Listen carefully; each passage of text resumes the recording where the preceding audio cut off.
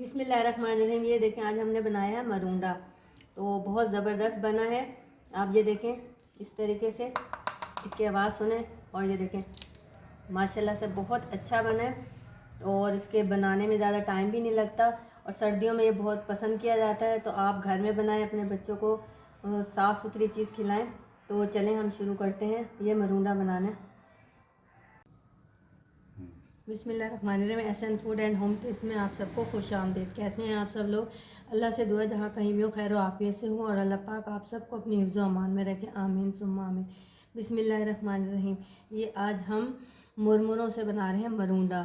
इनको rice puff भी कहते हैं, फुलियाँ भी कहते हैं। तो इसमें पैमाइश ये है कि मैंने 1 प्याली गुड़ लिया है, 250 ग्राम है गुड़।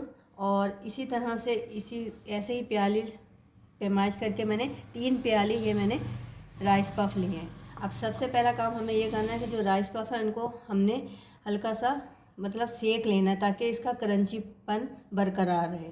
तो चलें हम पहले इसको सेकते हैं। ये कढ़ाई मैंने चूल्हे पे चढ़ा दिया, चूल्हा मैंने ऑन कर दिया और मैंने आंच हल्की रखनी है ताकि कि हमारे जले नहीं। अब मैं इस तरीके से डाल के और मैं इसको हल्की आंच पे इस तरीके से 8 से 10 मिनट तक के लिए इसको भून लूँगी। जैसे मतलब कलर नहीं देना हमें, सिर्फ हमें इसको क्रंची करना है इस तरीके से हल्की। ये नहीं, 7 से 8 मिनट हो गए और ये क्रंची हो गए। तो मैं फ्लेम ऑफ कर रही हूँ। अब हम इसको निकाल लेंगे और हम अब गुड़ इसमें डाल के मेल्ट करेंगे। ये देखिए, मैंने दोबारा कढ़ाई जो है चूल्हे पे चढ़ा दी और मैंने चूल्हा जला लिया। अब मैं 1 टीस्पून जो है घी इसमें डाल दूँगी इस तरीके से और इसको हम मेल्ट होने देंगे।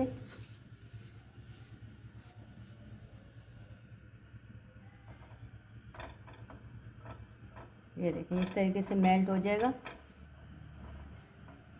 तो जो हमने गुड़ लिया है इसको मैंने क्रश कर लिया। आप जितना छोटा बारीक कर लेंगे तो डिज़ोल्व होने में उतने ही जल्दी ही होगा। तो अब मैं ये इसमें शामिल करेंगे। बिस्मिल्लाहिर्रहमानिर्रहीम। अब हम इसको मेल्ट होने देंगे। ये देखें गुड़ हमारा तकरीबन मेल्ट हो चुका है।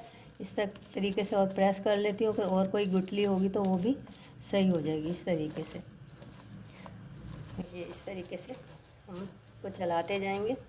जब इसमें बबल उठना शुरू हो जाएंगे तो फिर हम इसको, ये हमारा समझ लें तैयारी की तरफ होगा। ये देखें इसमें बबल आना शुरू हो गए और ये देखें झाग झाग से बनना शुरू हो गई। अब हम इसको चलाते जाएंगे। फिर मैं इसको चेक कर लूँगी कि ये मैंने आपको चेक करने का तरीका पहले भी बताया हुआ है। इस तरीके से हम इसको और पकाएंगे। ये देखिए इसमें झाग आना शुरू हो गई। अब इस स्टेज पे मैं इसमें 2 चुटकी मीठा सोडा जो है वो मैं शामिल कर दूँगी। ये देखिए इस तरीके से ये जल्दी जल्दी हम इसको चलाएंगे। अब मैं चूल्हा बंद कर रही हूँ और अब हम इसमें ये जो हमारे पास मुरमुरे थे ये मैं इसमें शामिल कर दूँगी। अब इसको हम मिक्स कर लेंगे। ये देखें ये मैंने इसमें पूरी तरीके से इसको कोट कर लिया। अब मैंने ट्रे में को ग्रीस कर लिया था, मैं उसमें इसको फैला दूँगी। ये मैंने ट्रे ग्रीस कर ली थी तो ये अब मैं इसमें इसको फैला दूँगी इस तरीके से। आप जिस बर्तन में चाहें आप उसको ग्रीस करके उसमें कर सकते हैं इस तरीके से। अब मैं ये देखें इस तरीके से इसको इसमें फैला दूँगी।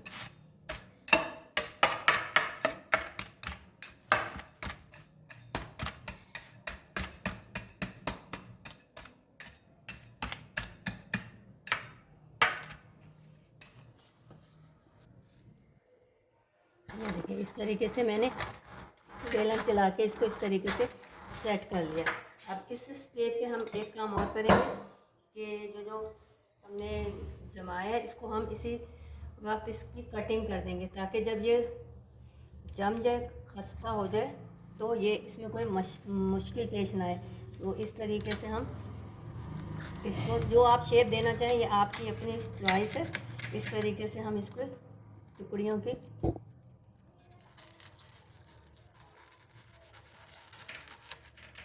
फिर आसानी, जब हम निकालेंगे तो हमें आसानी बहुत हो जाएगी।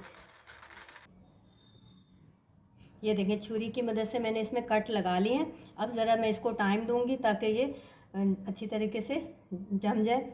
तो अगर आपको मेरी ये रेसिपी पसंद आई हो तो इसे लाइक कीजिए, शेयर कीजिए और मेरे चैनल को सब्सक्राइब कीजिए। शुक्रिया। अल्लाह हाफिज़।